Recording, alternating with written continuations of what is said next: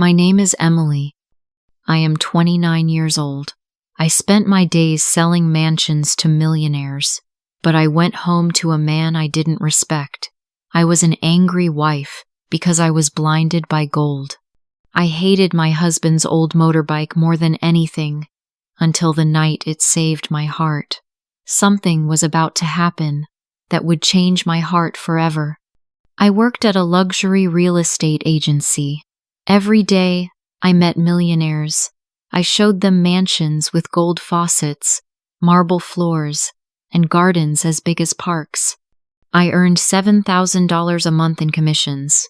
In those big houses, I felt powerful and successful, but my real life was very different. My husband, Thomas, was a high school teacher.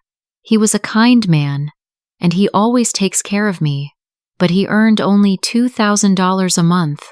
While I showed luxury bedrooms to rich clients, I kept thinking about my small, cheap apartment. Our home had old furniture and a tiny kitchen. I felt trapped in that place. I wanted more. Every afternoon, Thomas came to pick me up from the office, but he did not have a nice car. He had a noisy, old motorbike. It was rusty, and it produced thick, black smoke. When I heard that loud pop-pop sound from my office window, my heart sank. I felt a sharp pain of embarrassment. I knew my colleagues were watching. They drove expensive BMWs and Audis. I had to get on a piece of junk. I whispered to myself, why can't he be more successful? I looked at my rich clients, and then at my husband. Thomas always smiled when he saw me. He said, "How was your day, honey?" But I never smiled back. I only felt cold anger.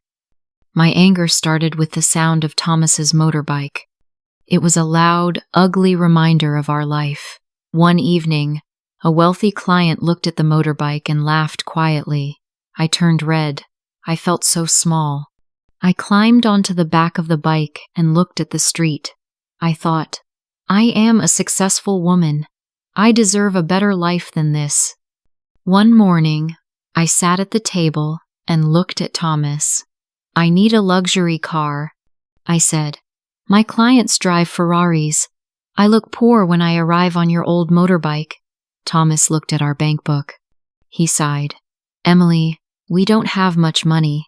Our budget is very tight right now. My face turned hot. I felt a fire of rage inside me.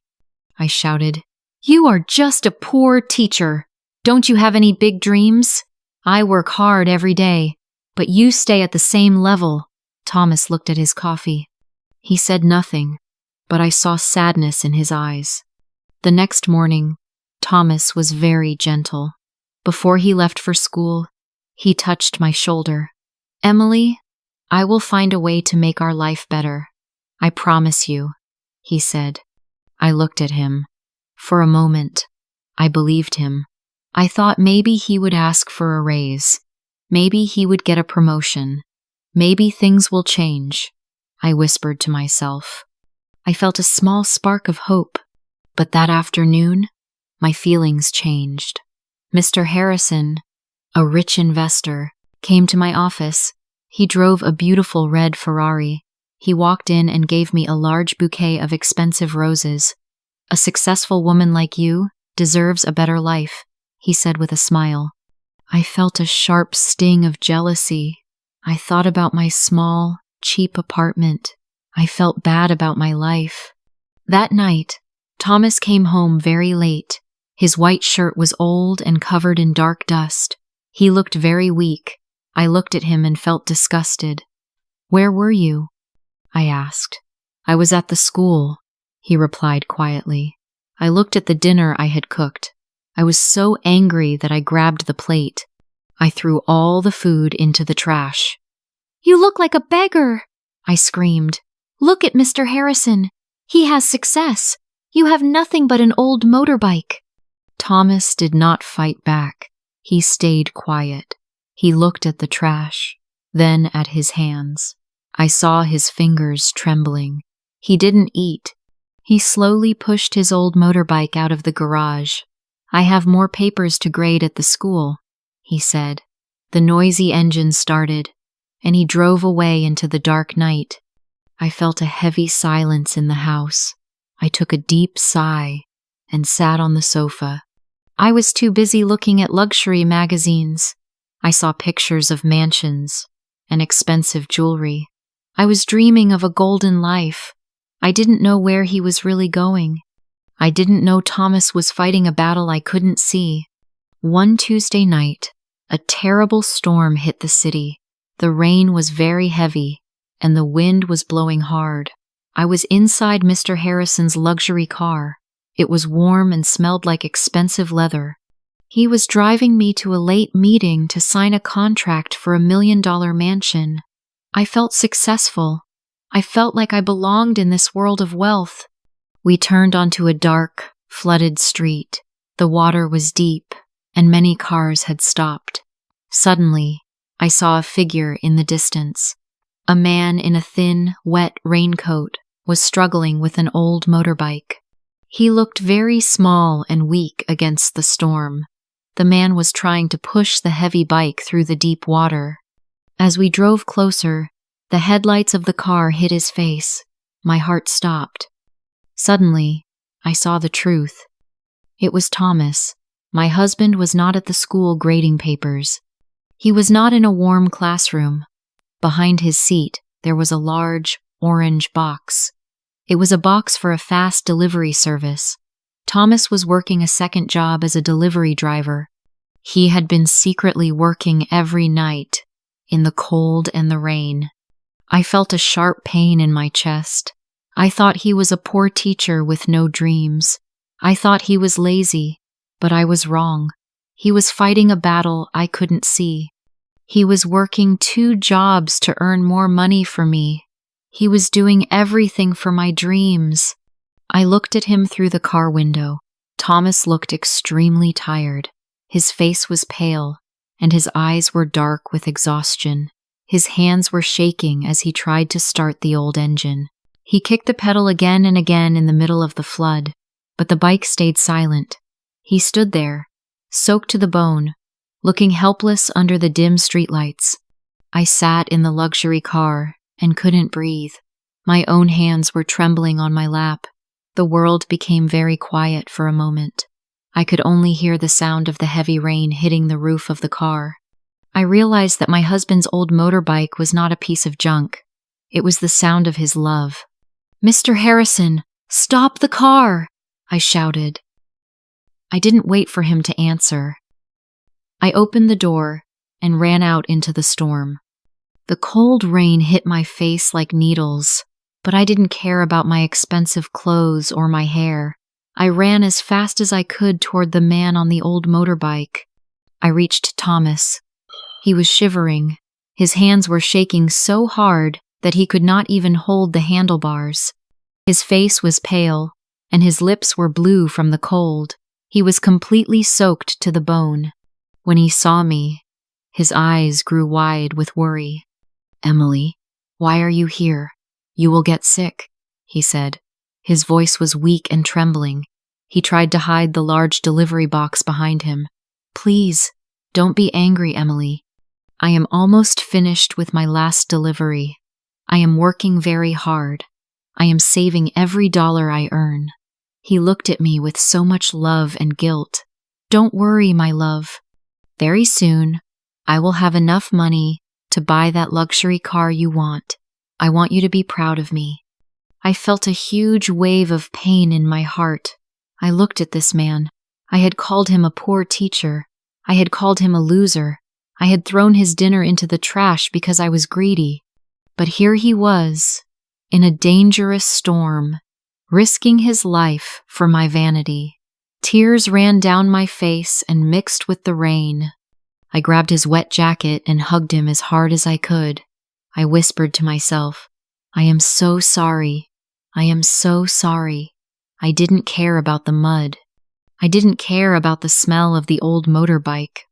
Suddenly, Thomas's wallet fell out of his pocket and into a puddle. I picked it up. What I saw next changed my heart forever. Inside the wallet, There were dozens of small, yellow paper receipts. They were records of every dollar he earned from his secret job. On the back of one receipt, he had written a small note, "For Emily's happiness." I took a deep sigh and held the wet wallet against my chest. My hands were shaking. I realized that I was looking for a palace, but I was already living with a king. Thomas looked at me and smiled weakly. I knew then that gold was nothing compared to the heart of my husband. We went home in silence. The rainy night felt very long. In our small bedroom, I helped Thomas take off his wet clothes. He was shivering, and he couldn't even speak.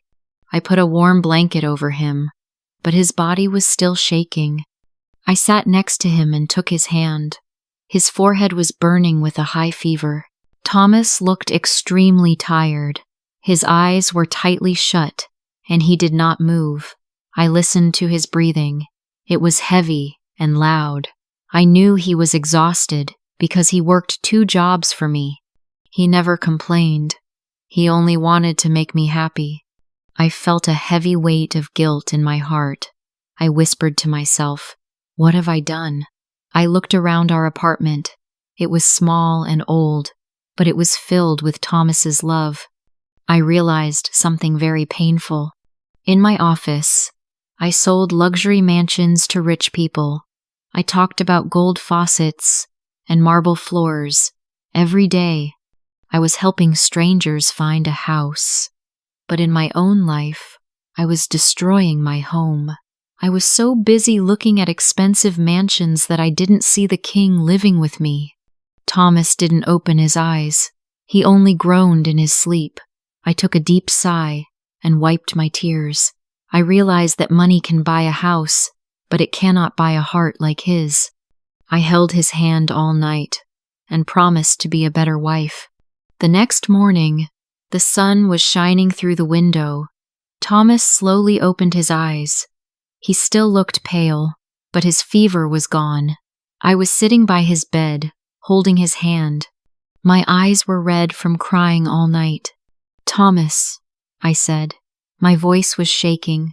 I held his hand tightly against my face. "I am so sorry, Thomas. I was a terrible wife. I was blinded by gold and greed. I didn't see how much you love me." Thomas smiled weakly and touched my hair. "It's okay, Emily," he whispered. "No, it's not okay," I whispered to myself. I looked into his tired eyes. "I don't want a luxury car anymore. I don't want to live in a mansion. I don't want to be like Mr. Harrison. I just want you. Your heart is the most expensive thing I have." Tears ran down my face again, but this time they were tears of relief. I had a secret plan. I didn't want Thomas to work 2 jobs ever again. I used all the commission money from my real estate deals. I also took all my luxury handbags, the ones I used to show off to my colleagues, and I sold them. I bought a gift for Thomas. It was a new motorbike. It was modern, shiny, and very safe. It didn't make a noisy sound, and it didn't have black smoke. "From now on, you will rest after school," I told him. "You are a teacher. You should help your students, not work in the rain for my vanity." I took a deep sigh. I felt light and free. I knew then that true happiness doesn't come from what you show the world. It comes from how you treat the person who loves you. Thomas hugged me, and for the first time in years, I felt truly at peace. 3 months have passed since that stormy night. Life is quiet and happy now. I still work as a real estate agent. Every day, I show giant mansions with marble floors and golden gardens to wealthy people. But something deep inside me has changed. I no longer look at my clients with jealousy. I don't feel angry about my small apartment or our old furniture anymore. Thomas is healthy again. He is back at school, teaching his students. He no longer works a second job, and he never goes out in the cold rain to deliver boxes. I made sure he stays warm and rested every night. Every afternoon, I stand by my office window. I wait and I listen. When I hear the engine of his motorbike, I feel a wave of peace. I used to hate that sound. I thought it was a sign of our failure. But now, it is the most beautiful melody. I knew he was coming to take me home, and that made me the richest woman in the world. I am so lucky, I whispered to myself as I saw him waving at me from the street. I realized that a mansion is just a building, but his love is my true home. It was only then that I understood that true love is the loudest sound of all. I realized that a good husband is not measured by his bank account, but by the strength of his sacrifice. Don't let greed turn you into an angry wife. If this story reminds you to cherish your partner, please like and subscribe to Peak English Stories for more life lessons. It is easy to think that happiness comes from material things, but these everyday stories remind us that true value lies in the human heart. In our modern world, we are often blinded by symbols of wealth. We see luxury cars and mansions on social media, and we start to feel unhappy with our own lives. Emily's story is a powerful warning about the comparison trap. Her anger did not truly come from Thomas. It came from the fact that she was looking at the bank accounts of other men instead of her husband's heart. When we compare our lives to others, we lose sight of the sacrifices our loved ones make for us every day. Thomas did not work in the rain because he was poor. He did it because his love for Emily was rich. If you spend your life searching for a palace, you might walk past the person who is already building a home for you with their own hands. Please, cherish the person who stays with you during the stormy days. The person who rides an old motorbike with you today is the one who will be there when the luxury fades away. True wealth is not what you show the world. It is the silent sacrifice made in the dark. Have you ever been ungrateful to someone who loved you? Share your story in the comments. If this story touched your heart, please like and subscribe to Peak English Stories. Thank you for watching. See you in the next story.